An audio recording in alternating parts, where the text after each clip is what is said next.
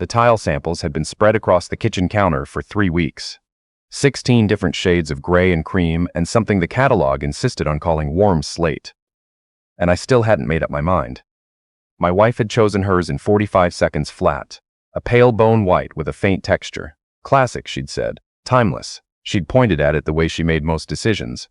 Fast, certain, already looking ahead before I'd finished reading the label.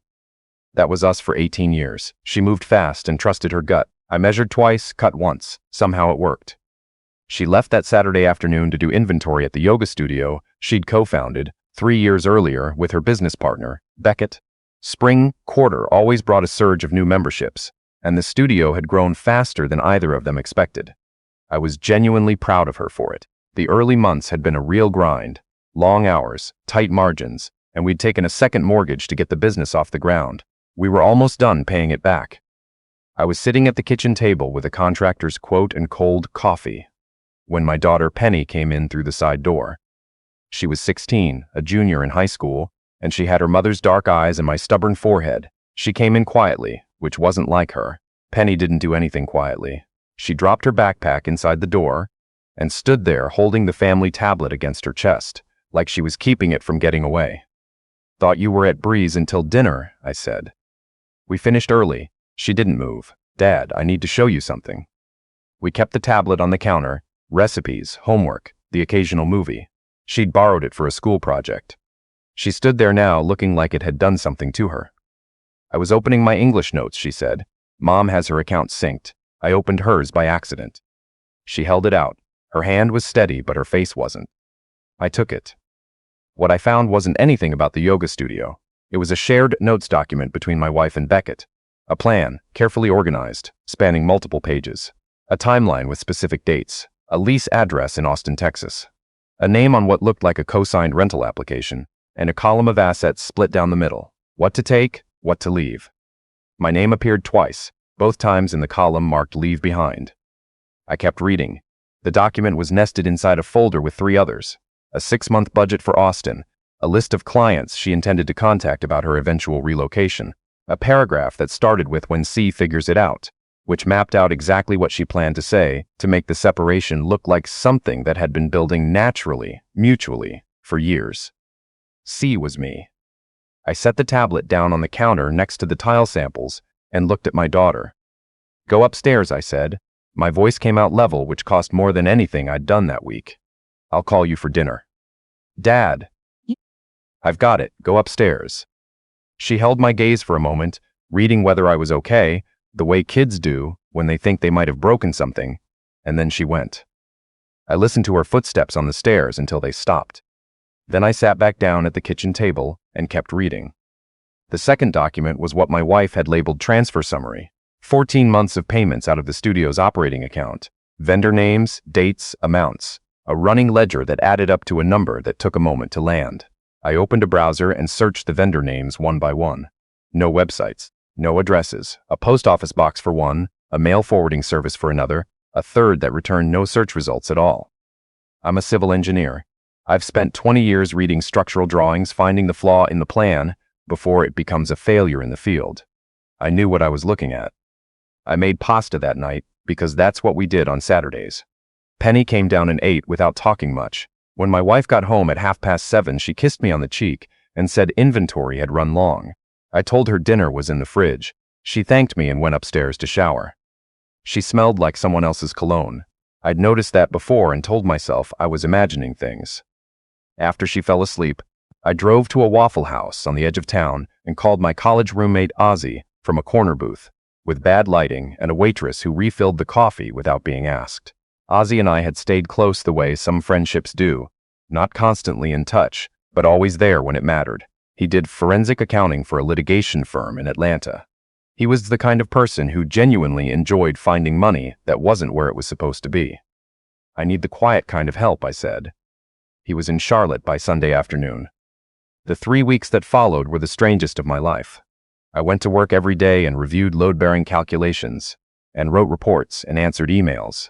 I came home and made dinner and refilled my wife's wine glass and asked about the spring membership numbers. I listened to her talk about a summer intensive retreat she and Beckett were planning, how excited the clients were. how much work they still had ahead of them. I laughed when I was supposed to laugh. I said that's wonderful when I was supposed to say it.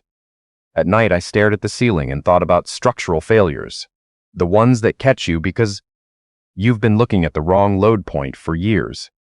We went to the neighbor's dinner party that second weekend.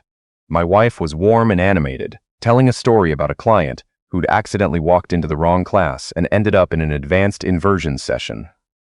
Everyone around the table laughed, including me. On the drive home, she said it had been a good night. I said yes.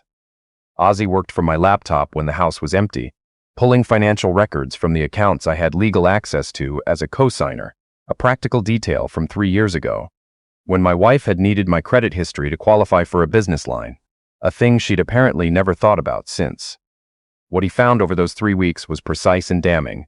$94,000 routed out of the studio's operating account over 14 months, through invoices to vendors that didn't exist. A landscaping company with no license, no phone number, a post office box registered to a mail forwarding service, an equipment rental outfit generic enough to disappear inside a quarterly statement. The money moved to an LLC registered in Delaware. Beckett's name on the paperwork, my wife's personal email in the contact field. Wire fraud, Ozzy said. He was sitting across from me at the kitchen table late on a Tuesday night, reading glasses low on his nose, a yellow pad covered in his handwriting between us. Federal exposure, not just civil. You file this correctly and the DA takes a serious interest. How solid is the paper trail? Almost embarrassingly solid. Month after month, same vendor names, same amounts, same routing path. Nobody varied the pattern. He set his glasses on the pad. She trusted him to be careful. He got comfortable. I found an attorney with an office downtown above a coffee shop that was always too loud. She had a firm handshake and a way of listening that told you nothing she heard would surprise her. I told her everything. She took notes without blinking. You stayed quiet the whole time, she said when I finished. Yes. That was smart. If you'd confronted immediately, they'd have had time to move the money, delete records, buy themselves a clean exit. She closed her notebook. You gave them nothing. I knew if I blew it before I had everything, I'd lose everything. That's exactly right, she said. Now let's make sure you don't. My wife brought up the divorce herself, which I hadn't anticipated. I'd thought she would stick to her timeline, wait until summer. She came to dinner one evening, in early April, with a folder in her hand, and that expression on her face, the one she wore when she'd already decided and was just delivering the news. I want a divorce, she said. She set the folder in front of me. I haven't been happy for a long time. I should have said it sooner. The folder held a proposed settlement from an attorney I'd never heard of. The house would sell, proceeds split evenly. The business would be valued and divided. She'd already commissioned an appraisal. The number inside was lower than market and higher than Ozzy's estimate of actual solvency. I read through it carefully, set it down. Okay, I said. She stared at me. Okay? Let's get the lawyers involved. That's the right way to handle this. She was looking at me the way you look at something when it doesn't respond the way it's meant to. She'd prepared for a confrontation. She had answers ready for accusations I wasn't making. That's all you have to say. I looked at her across the kitchen table. I thought about what she'd written in those notes. When C figures it out, and all the careful planning that had gone into making sure I found out on her terms, not mine. That's all, I said. She went upstairs to make calls. Mediation was scheduled for a Thursday morning in late April. My wife and her attorney, a man named Howell, arrived early and sat on one side of the conference table, looking organized and prepared. My attorney set a cardboard box on the table when we came in. Howell glanced at it. What's this?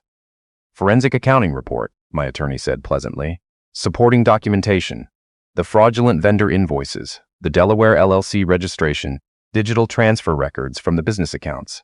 Also a wire fraud complaint filed with the DA's office 22 days ago, which has since been accepted. The room went quiet in a specific way, not peaceful, but the way a room goes quiet before something gives. My wife's face drained. She looked at the box, then at me, then at Howell. Howell asked for a recess in a voice that had lost about a third of its confidence. Out in the hallway, I sat on a bench near the window and watched Charlotte below. A clear April morning, the dogwoods already fading at the edges. Ozzy had texted before I'd left the house. DA confirmed. Beckett's being charged. Arraignment next month. Beckett hadn't called my wife in 11 days. She didn't know that yet. While I was sitting there, my phone rang. A 303 area code. Denver, I answered. It was Beckett's ex-wife. She'd seen the DA filing online, public record, and found my attorney's name, then mine. She'd been waiting to see if the charges would actually stick before reaching out. I sat on that hallway bench for 20 minutes and listened. 3 years earlier in Denver, a Pilates studio, a different female co-founder. The same structure exactly. Fake vendors, a Delaware LLC, a shared exit plan built on someone else's savings. It had ended in a civil settlement. No criminal charges, nothing public. He'd walked away clean and moved to another city. She had everything documented. She emailed the files to my attorney while we were still talking. When mediation resumed, Howell tried twice to redirect the conversation toward the emotional dynamics of the marriage. My attorney let him finish both times, then placed the Denver case summary on the table. The settlement took another 40 minutes to finalize. My wife received nothing from the business. Its solvent value had been consumed by the fraudulent transfers, for which she was jointly liable. She would repay half of the $94,000. She kept her personal vehicle and her personal accounts. The house stayed with me. She walked out of the building without looking at me. The apartment Beckett had rented for her in South Charlotte was available. She moved in alone. He'd gone silent the day the charges were filed. No calls, no answers at his door when she went there. His building manager told her he'd vacated. I learned this through Penny, who learned it from her mother, who called her most evenings in the weeks after. I thought that was right.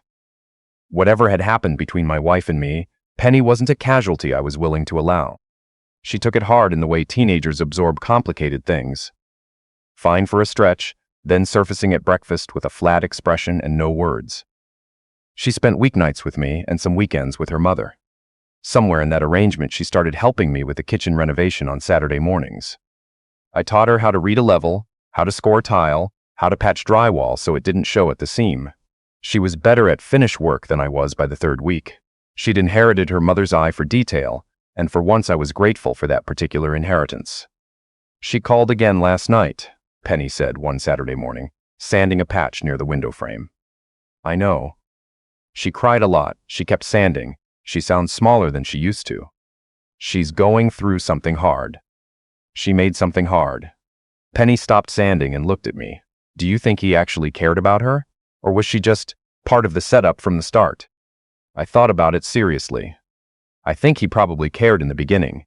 And then when things got complicated, he cared more about getting out clean.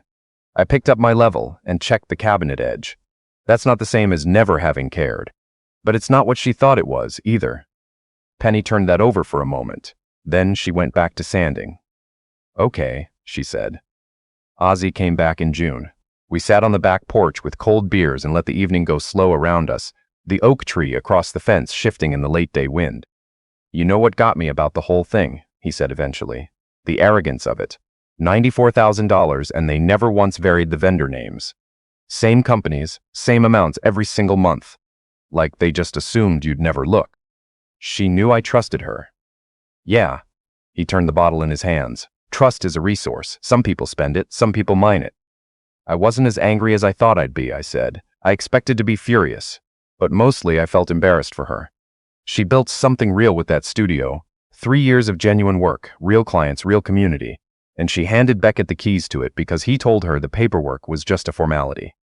He probably said the same thing in Denver. Almost certainly. I looked at the oak tree. The studio's closing in August. The clients are moving to a place on Providence Road. She could rebuild somewhere. She might. She's always been better at starting things than maintaining them. I knew that about her. I took a drink. I just thought it applied to hobbies. Ozzy smiled at that, quiet and wry. We sat there until the sky went fully dark. He played something on his phone, old country, steel guitar, something I didn't know the name of. I thought I could actually live here. Not just get through it, not just manage. Live here. That feeling was new. My wife called on a Wednesday evening in July. I was kneeling on the kitchen floor, setting the last cabinet handle, brushed bronze. Nothing she would have chosen. Exactly what I wanted. I answered. I'm not calling to ask for anything, she said before I could speak. I want to be clear about that. Okay. I want you to know that I know what I did. She paused. To you, to Penny. There isn't a version of it that makes it acceptable, and I'm not going to try to frame it that way. I sat back against the cabinet and looked around the kitchen.